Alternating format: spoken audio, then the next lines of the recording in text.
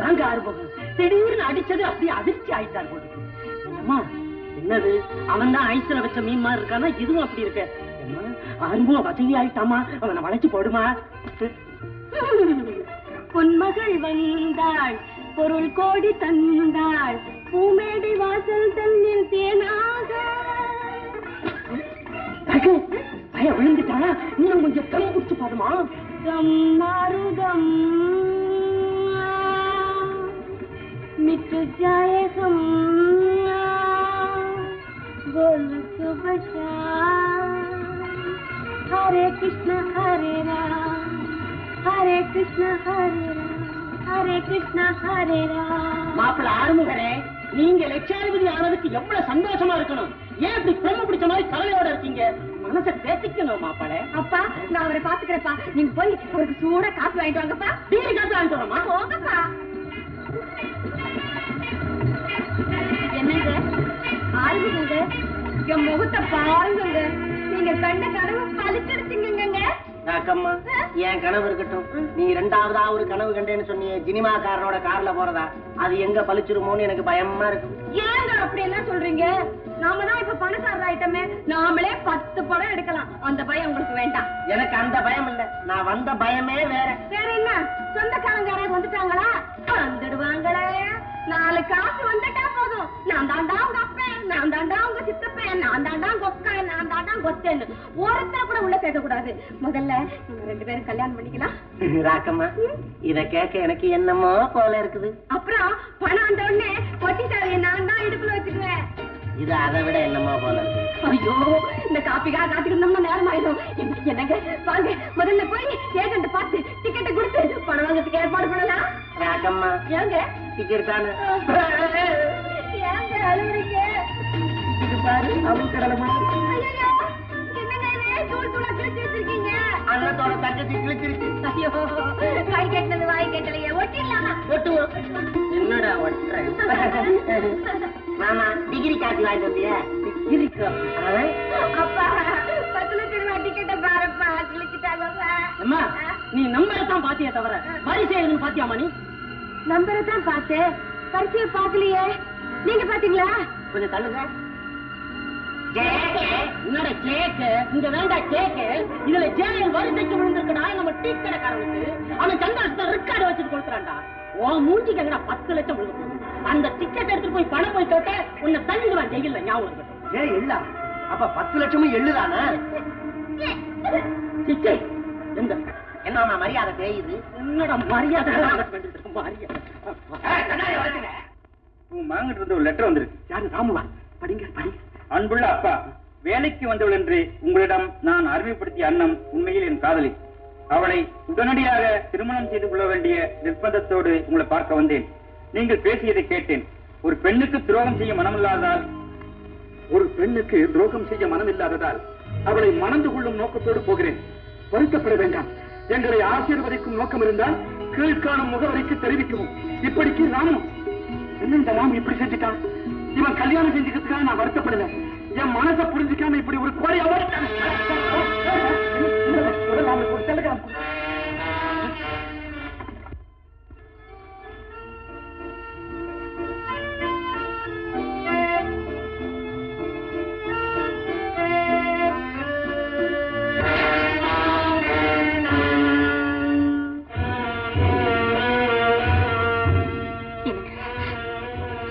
கொட்டிடுச்சு. பரவாயில்ல. யார் கதவை தட்டுறது?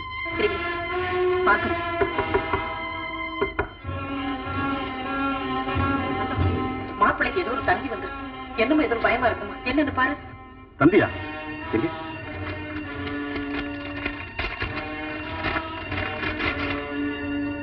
ஃபாதர் சீரியஸ் டாட் மீடியா. மாமாவுக்கு சீரியஸா? வாங்க உடனே போலாம். வேண்டாம், நான் நம்ம கல்யாண விஷயத்தை ஒரு கடிதாசில் எழுதி வச்சுட்டு வந்து அதை பார்த்துட்டு தான் அதிர்ச்சி அடைஞ்சிருப்பான்னு நினைக்கிறேன். இந்த நிலையில நீ வர வேண்டாம், நானே போய் பார்த்து. நம்ம மெக்கானிக் சண்முகத்தை எங்கேயாவது பார்த்தியா?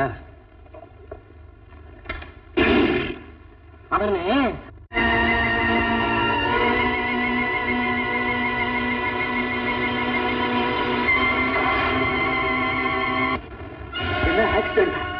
ராமு இறந்துட்டானா? ராமு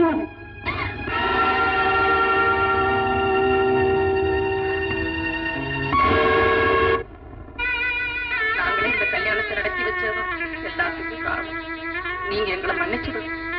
நடக்கக்கூடாதுன்னு நடந்து போச்சு. இனிமே யார் யார் மன்னிச்சு நம்ம பிரயோஜனம். அம்மா பாருமா, போனதெல்லாம் போகட்டும். நீங்க எல்லாரும் இப்பவே என் கூட புறப்படுங்க. என் வீட்லயே வந்து தங்கிருங்க. மகனை இழந்த எனக்கும் கணவனை இழந்த உனக்கும் அதுதான் ஆறுதலா இருக்கும். என்னம்மா சொல்றேன்? வேண்டாங்க, நான் பணத்துக்கும் பங்களா வாசத்துக்கும் ஆசைப்பட்டுதான் உங்க பிள்ளை விரும்புறதா ஊரே சொல்லிச்சு. இப்ப உங்க கூட வந்துட்டா புருஷன் போனாலும் பரவாயில்ல, சொத்து வந்தா போதும்னு மாமனார் வீட்டுக்கே போயிட்டான்னு 4 பேர் சொல்லுவாங்க. நான் மஞ்சள் குங்குமத்தோட வாழத்தான் கொடுத்து வைக்கிறேன். மான மரியாதையோட வாழவாவது ஆசைப்படுறேன். அண்ணா, நான் பாவி, மகா பாவி. இல்லன்னா இவ்வளவு உயர்ந்தவளான நீ எனக்கு மருமகளா சேவை செய்யற பாக்கியத்தை நான் இழந்திருப்பேனா? அம்மா, ஒண்ணு மட்டும் சொல்றேன், உனக்காக என் வீட்டு கதவு என்னைக்கும் திறந்திருக்கும். நான் வரேம்மா. வரேன். மாமா, கொஞ்சம் நெல்லுங்க.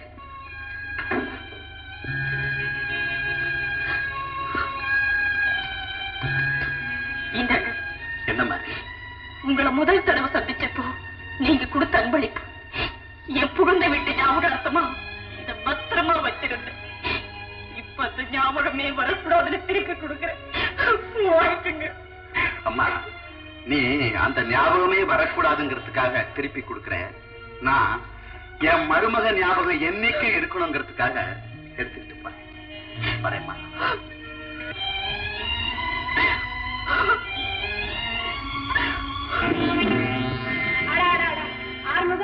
ஆறுமுகம், ஒரு சாதாரண மனுஷனுக்காக இப்படியா பயப்படுறது? காரணமாதான் பாப்பா, ஊரு பூராவும் என்கிட்ட பயங்கரமான மர்மம் அடங்கி இருக்குதுன்னு அவன் பிரச்சாரம் பண்ணிட்டு வரான். நம்ம விஷயங்கள்ல எந்த விஷயம் அவருக்கு தெரியுதுன்னு நமக்கு தெரியும். அதுக்காக தான் அவனை வர சொல்லியிருக்கிறேன். நீ எப்படி நடிப்பியோ ஏதா நடிப்பியோ எனக்கு தெரியாது. அவன் மனசுல இருக்கிற அந்தரங்கமான விஷயத்தை அழகா எடுத்து எனக்கு சப்ளை பண்ணணும். ஓகே? ஷூர். ஷூர்.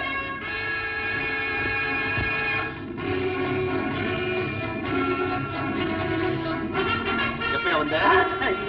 இப்பதான் வந்து உனக்கு ஒரு விவசாய கிடையாது. ஆறுமுகம் வந்துட்டாங்க. பாப்பா, நான் சொன்னது நான் இருக்கா?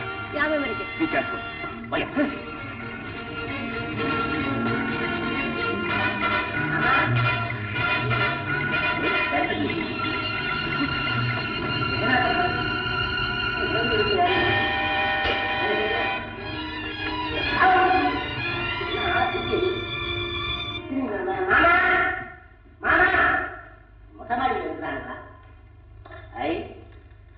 எல்லாமே ஆகுது.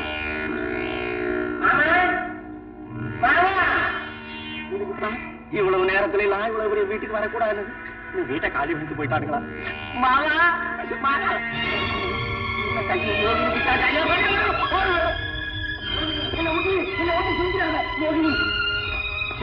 நீயா? வாண்டாமா, வாண்டாம். நான் இந்த மாதிரி எல்லாம் பார்த்தா வாண்டாம். இந்த முடிக்க வரைக்கும் முடிக்க. இதை விட சின்ன துணி வந்து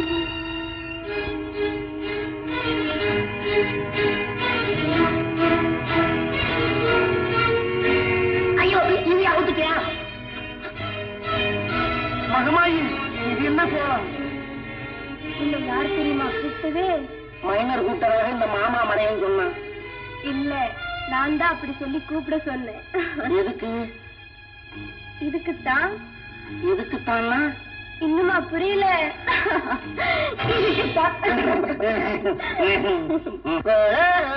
இப்ப எப்படி இருக்கு? துவைச்ச துணியை இஸ்திரி போடுற மாதிரியே இருக்குது. நீ தலைய ரொம்ப தடவாத. என்னை யாரோ சொர்க்கலோகத்துக்கு கூப்பிட்டு போற மாதிரி தெரியுது. நீ இன்னும் சொர்க்கத்தோட வாசுப்படி கூட வரல, கேட்டுலதான் நிக்கிற. இருக்கட்டும். ஆமா, நீ என்னை எதுக்காக கூப்பிட்டு வர சொன்ன? எழுந்துரு சொல்றேன். இதுவே நல்லா சுகமா இருக்குது.